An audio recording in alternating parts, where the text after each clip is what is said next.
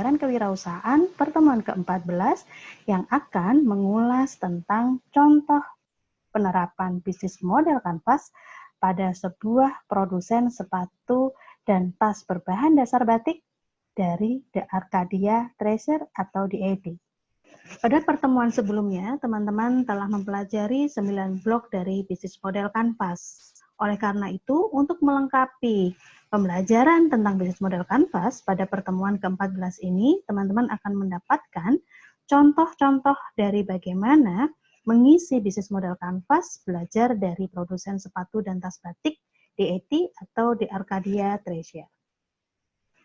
Yang diharapkan setelah mempelajari materi ini, teman-teman dapat mengetahui dan mempraktekkan 9 blok bisnis model kanvas pada bisnis yang dijalankan.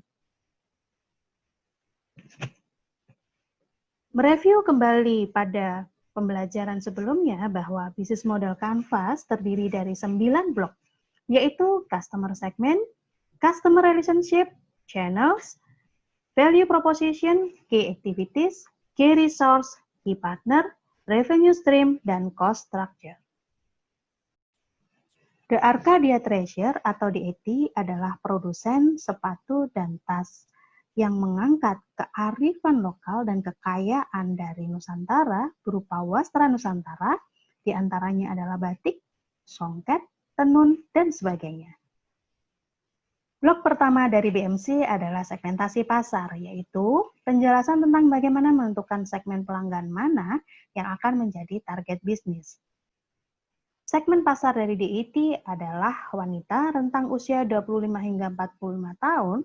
Mereka adalah pecinta dari wastra Nusantara, berpenampilan modis dan selalu ingin tampil elegan, tinggal di perkotaan, aktif di media sosial, memiliki hobi foto, update status, traveling, sering menghadiri acara-acara formal, belanja dilakukan secara online, dan mereka selalu mengutamakan kualitas produk.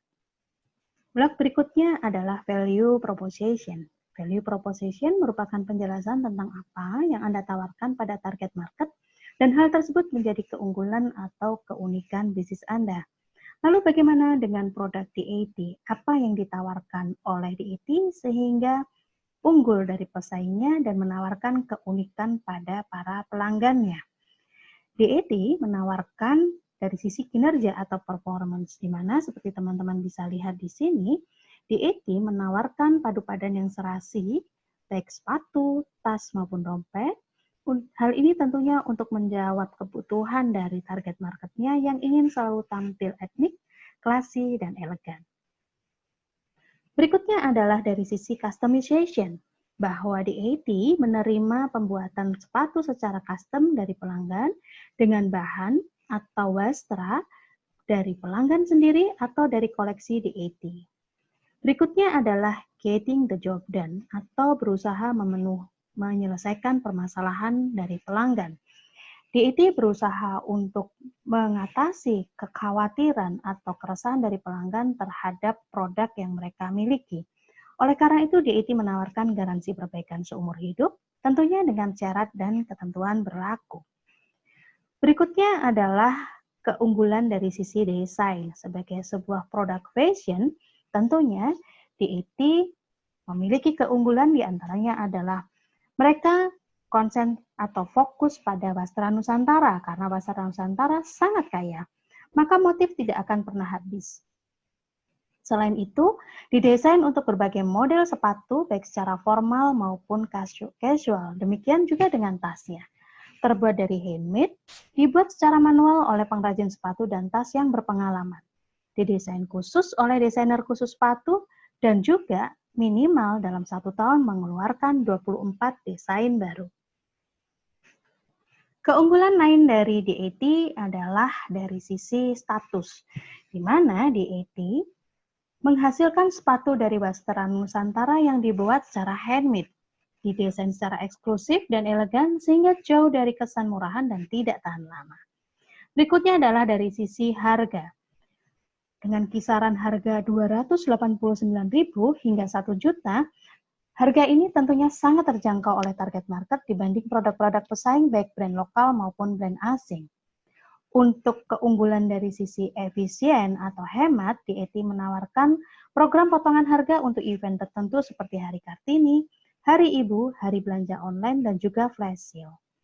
Keunggulan yang lainnya adalah dari sisi akses, di mana produk DET bisa dibeli secara offline maupun online, dan juga bisa didapatkan melalui website resmi, dan juga melalui marketplace yang dimiliki oleh reseller.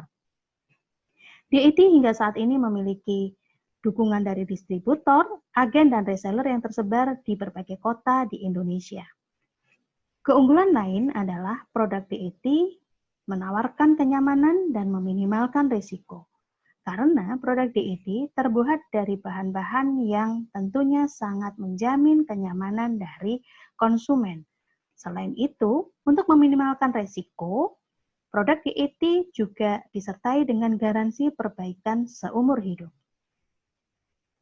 Blok yang ketiga adalah customer relationship, yaitu cara-cara yang digunakan untuk berinteraksi dengan target pelanggan, mulai dari tahap awal hingga tahap akhir yang bertujuan untuk merawat kepuasan pelanggan dan menimbulkan kepercayaan sehingga mereka loyal dan tidak beralih pada pesaing. Terdapat pedoman 4R untuk melakukan customer relationship, yaitu relation, referrals, retensi, dan recovery. Contoh dari relation adalah memberikan perhatian kepada target market atau kepada konsumen yang tidak berorientasi penjualan. Contohnya adalah seperti ini. Berikutnya adalah dari sisi retensi, yaitu mempertahankan konsumen dalam jangka panjang dalam bentuk misalnya memberikan kartu member, lalu memberikan paket-paket diskon atau voucher diskon, atau memberikan garansi dari penggunaan produk. Tentunya ini ditujukan agar konsumen tetap menjadi pelanggan dalam jangka panjang. Berikutnya adalah recovery, yaitu mengobati konsumen yang kecewa, serta bagaimana menghubungi kembali konsumen lama yang sudah tidak melakukan kontak pembelian pada produk kita.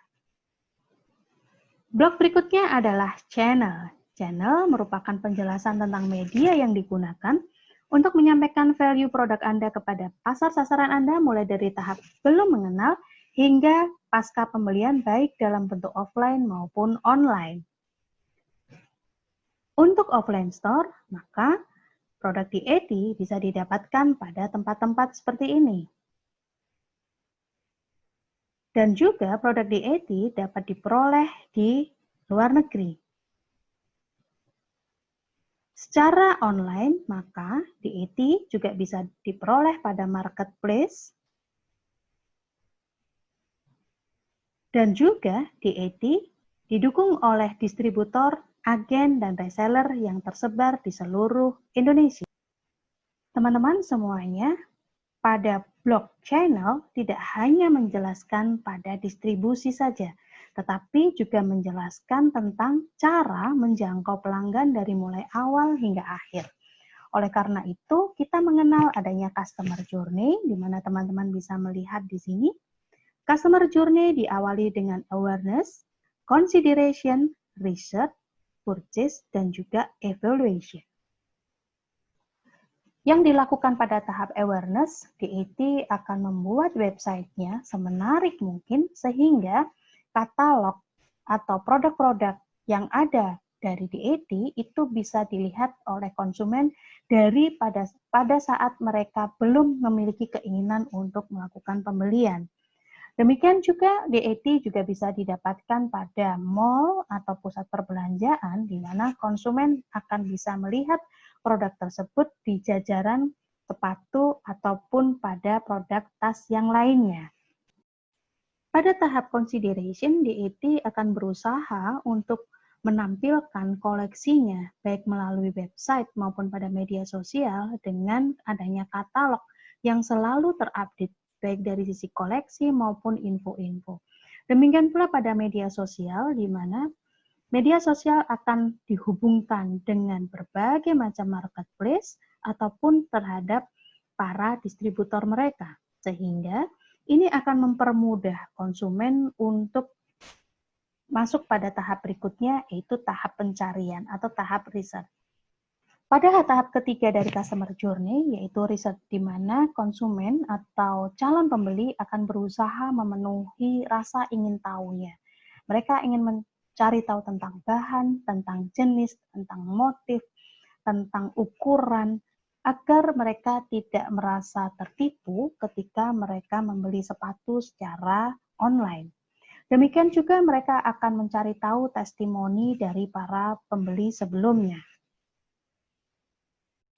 Tahap berikutnya adalah tahap purchase, di mana di sini konsumen digambarkan mereka akan memutuskan untuk segera melakukan pembayaran.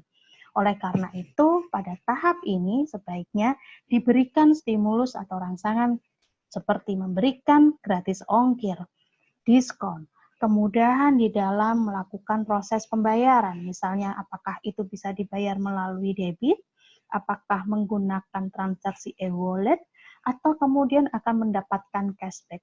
Semakin memberikan manfaat kepada konsumen, tentunya akan semakin mempercepat konsumen untuk memutuskan pembelian. Tahap yang terakhir adalah tahap evaluation atau tahap pasca pembelian. Yang dilakukan konsumen pasca pembelian umumnya adalah memberikan testimoni terhadap apa yang mereka rasakan. Selain itu, pada tahap evaluation mereka juga akan memiliki harapan bagaimana mereka akan menggunakan produk dalam jangka panjang. Oleh karena itu, penting teman-teman pada strategi ini menyangkut pada strategi tentang customer relation tadi. Misalnya, memberikan garansi produk dan tentunya dengan cara dan ketentuan berlaku, dan juga memberikan info-info tentang cara membersihkan atau merawat sepatu. Tentunya hal itu akan membuat konsumen pasca pembelian akan merasa memiliki keterikatan atau engage dengan produk Anda. Blok yang kelima adalah menjelaskan tentang key activity, yaitu penjelasan aktivitas wajib yang dilakukan oleh perusahaan untuk menghasilkan value proposition yang ditawarkan. Di sini teman-teman dapat melihat key activity dari DAT. Di antaranya adalah mendesain sepatu, melakukan sampling produk, membuat pola dari sepatu, melakukan penjahitan, melakukan perakitan, melakukan finishing, dan kemudian pengepakan hingga kemudian diantarkan pada konsumen.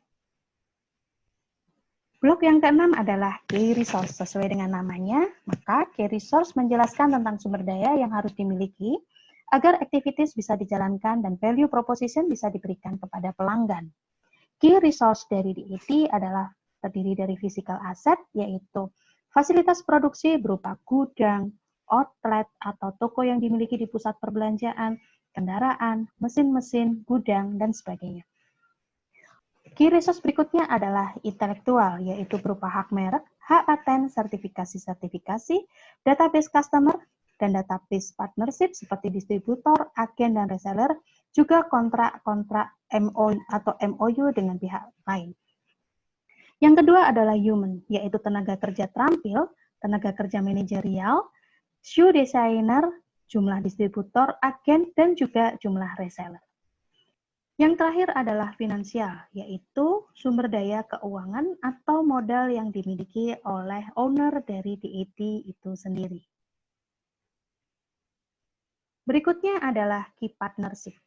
Key partnership adalah penjelasan tentang pihak-pihak yang mendukung atau menunjang key activity dan key resource dengan tujuan untuk mencapai value proposition yang ditawarkan. Bagaimana dengan key partnership di DAT? DAT tentunya memiliki key partnership yang sangat kuat dengan para reseller, agen, dan juga distributor, dengan para brand endorser, dengan para marketplace, dan juga ekspedisi, dan juga mereka memiliki partnership dengan pihak-pihak yang berhubungan dengan sumber daya manusia mereka, yaitu para pengrajin sepatu. Blok yang ke-8 adalah tentang revenue stream, yaitu rincian biaya yang Anda terima atau pendapatan dari key activities yang sudah dilakukan. Tentunya untuk produk DAT sendiri, mereka akan mendapatkan pemasukan dari hasil penjualan sepatu, dan tas. Nah, lalu kemudian mereka juga akan menerima pendapatan tidak langsung atau variable revenue, yaitu contohnya adalah pada produk yang ditujukan pada saat pandemi COVID-19. Mereka membuat produk untuk masker, hand sanitizer, dan juga peralatan makan. Peralatan makan dan juga hand sanitizer ini tentunya adalah tidak diproduksi sendiri oleh DAT. Namun, produk ini melekat pada produk yang dibuat oleh DAT. Penjualan dari hasil paket ini bisa masuk pada penerimaan tidak langsung atau mereka mendapatkan penerimaan dari penjualan hand sanitizer dan juga penjualan dari alat makan. Struktur biaya sendiri terdiri dari cost driven, value driven, fixed cost, dan juga variable cost. Untuk produk DAT sendiri, karena DAT adalah produk fashion, tentunya yang lebih mengedepan adalah value driven. Karena apa? Karena DAT menawarkan keunggulan dari sisi bahan baku, yaitu membuat sepatu dan tas dengan berbahan dasar wasra Nusantara, baik itu kain batik, songket maupun tenun, yang menawarkan suatu keunggulan yang membedakan antara DAT dengan pesaingnya. Untuk fixed cost, DAT akan mengeluarkan pada biaya tenaga kerja. Contohnya adalah pada pengrajin yang membuat sepatu dan tas secara handmade. Pada para desainer, dari desainer sepatu, dari desainer tas yang berpengalaman. Selain itu, DAT juga akan mengeluarkan biaya pada admin online. Berikutnya adalah pada variable cost. Apa saja yang termasuk pada variable cost? Di antaranya adalah biaya listrik, biaya bahan baku, dan juga biaya tenaga kerja tambahan. Ketika terjadi suatu permintaan yang sangat tinggi, maka tentunya akan ada kenaikan pada biaya-biaya tersebut, seperti biaya listrik, biaya tenaga pembantu atau tenaga kerja penolong, dan juga pada biaya bahan baku, karena tentunya permintaan yang tinggi akan membutuhkan bahan baku yang lebih banyak. Teman-teman semuanya, demikianlah akhir dari penjelasan tentang contoh-contoh dalam penerapan BMC pada model bisnis dari DAT, produsen sepatu dan tas berbahan dasar batik. Tentunya, materi tersebut saya harapkan dapat mempermudah teman-teman dalam menyusun bisnis model kanvas. Semoga bermanfaat. Terima kasih.